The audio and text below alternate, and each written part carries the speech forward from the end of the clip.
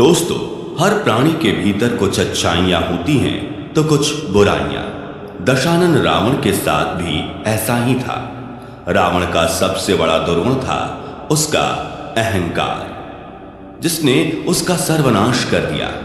लेकिन यह भी सच है कि रावण में अनेक खूबियां भी थीं जो उसे महान बनाती हैं।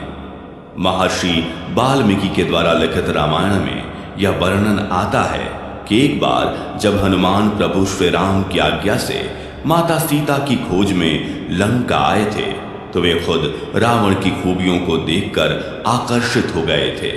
दशानन रावण एक महापंडित था तथा उसके तप में जो कठोरता थी वो शायद ही उस काल में किसी ऋषि मुनि में हो। रावण बहुत ही विद्वान, 4 वेदों का ज्ञाता तथा सभी विद्याओं में पारंगत था। उसके जैसा तीक्ष्ण बुद्धि वाला प्राणी आज तक इस पृथ्वी में नहीं हुआ।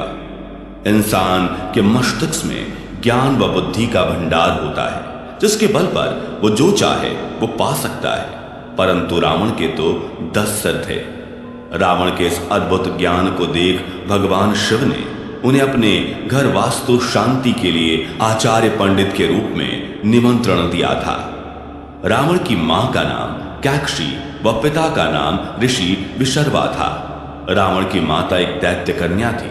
रावण के भाई बहनों में कुंभकर्ण, विभीषण, बहन सुपर्णखा के साथ ही धन के देवता कहे जाने वाले कुबेर भी उनके भाई थे। रावण ने कठोर तपस्या के बल पर भगवान शिव को प्रसन्न किया और वरदान मांगा, परंतु शिव जानते थे कि रावण उनके वरदान का गलत उपयोग करेगा।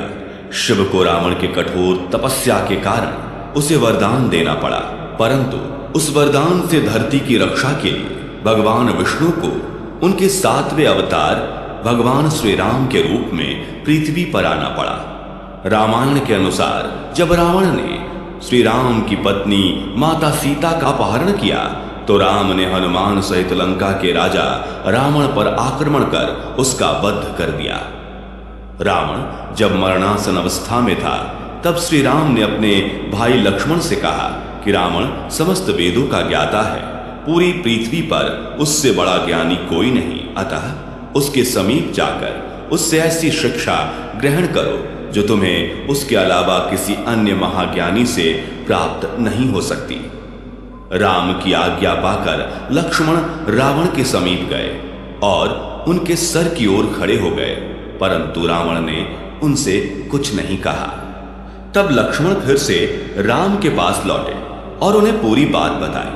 तब श्री राम लक्ष्मण को समझाते हुए बोले कि यदि तुम किसी से ज्ञान ग्रहण करना चाहते हो तो हमेशा उसके चरणों की तरफ खड़े होना चाहिए, ना कि सिर की ओर। लक्ष्मण फिर रावण के पास गए, परंतु इस समय वे रावण के चरणों की तरफ खड़े हुए।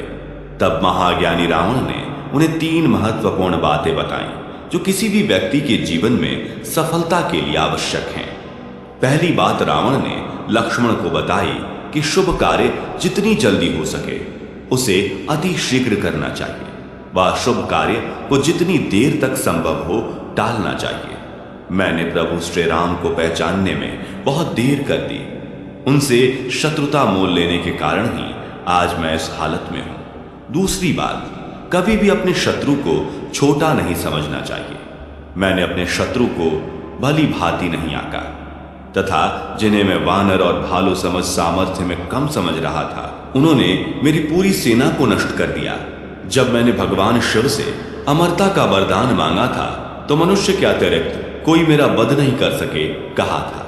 यह मेरी एक और गलती थी जो मेरे अंत का कारण बनी। तीसरी और सबसे महत्वपूर्ण बात, यदि तुम्हारे जीवन का कोई राज हो तो उसे अपने तक ही सीमित रखना। अपना राज किसी प्रिय को नहीं बताना चाहिए, चाहे वो तुम्हारा कितना भी करीबी क्यों ना हो। या भूलकर मैंने विभीषण को अपना राज बता दिया और जिंदगी की तीसरी सबसे बड़ी गलती कर बैठा। दोस्तों, हम इस चैनल पर आगे भी ऐसी ही लाइफ चेंजिंग वीडियोस लाते रहेंगे, तो इस चैनल को सब्सक्राइब करें और बेल आइकन को भी दबाएं, जिससे कि हमारा कोई भी वीडियो आपसे मिस ना हो। वीडियो को अंत तक देखने के लिए शुक्रिया।